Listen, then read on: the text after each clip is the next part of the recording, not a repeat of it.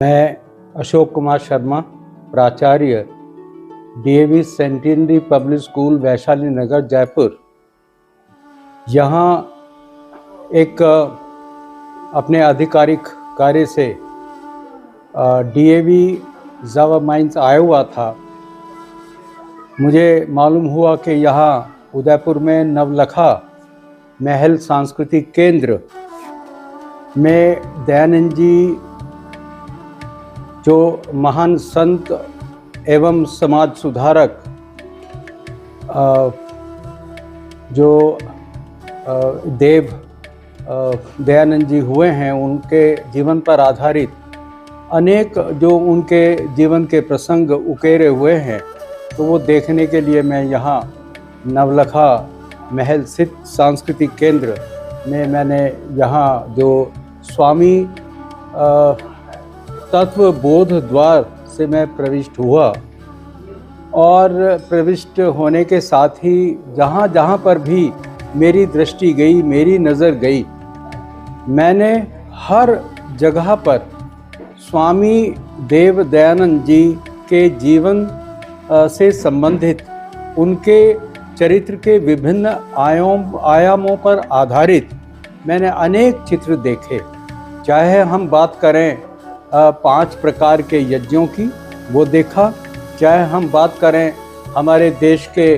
विभिन्न क्रांतिकारी, विभिन्न वैज्ञानिक, समाज सुधारक और साहित्यकार, चाहे वो कवि हों, जिस भी क्षेत्र में प्रतिभा संपन्न जिन्होंने हमारी देश की सांस्कृतिक धरोहर और इतिहास में अपनी एक योगदान दिया, संविधा दान दिया, उन सबके चित्र यहाँ पर इस चित्र दीर्घा में हमने देखे।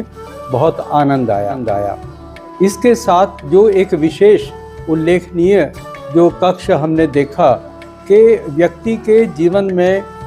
गर्भाधान से लगा करके अंत्येष्टि संस्कार तक जो 16 संस्कार हैं, उनको 16 संस्कार विधियों को इतने अच्छे तरीके से यहाँ दिखाया गया है कि, और इतना ही नहीं, केवल वो 16 संस्कार दिखाए हुए हैं, बल्कि पूरे देश भर के विभिन्न प्रांतों के वेश जो है वो भी दिखाया गया है, जिससे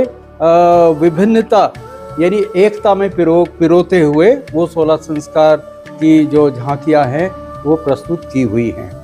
और ये हमें देख करके बड़ा गर्व होता है कि हमारे वेदों में और हमारे जो वेदों की ओर लौटो जो एक नारा दिया था स्वामी दयानंद जी ने, वास्तव में उसके पीछे कितना बड़ा उद्देश्य था स्वामी जी का कि हर एक जनमानस में अपने वेदों के प्रति जो ज्ञान है, जो वैज्ञानिकता दी हुई है, उसके प्रति गर्व का भाव होना चाहिए। तो मुझे भी आज बड़े गर्व का भाव हुआ पूरा उस वीथिका को देख करके। चाहे वो चित्रमाला वीथिका की बात हो, चाहे जो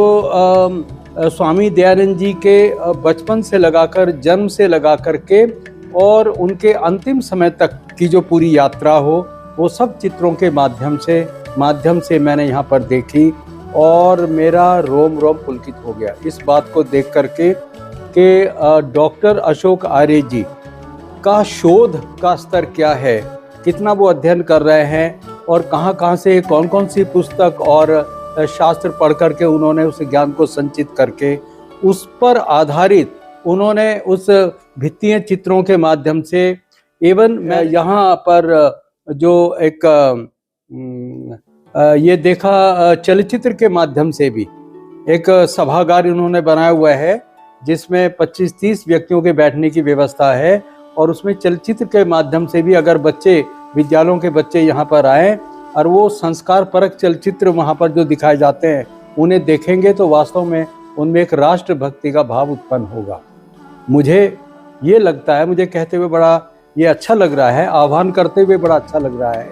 कि हर विद्यालय अपने बच्चों के लिए जैसे एजुकेशनल एक्सकर्शन तय करते हैं, बनाते हैं, तो वो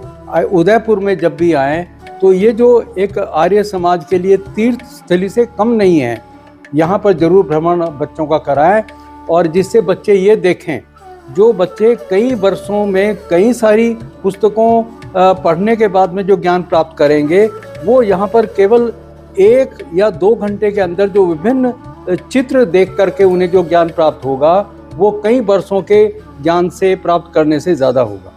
तो मैं इसके साथ ही पुनः यहाँ की जो टीम है,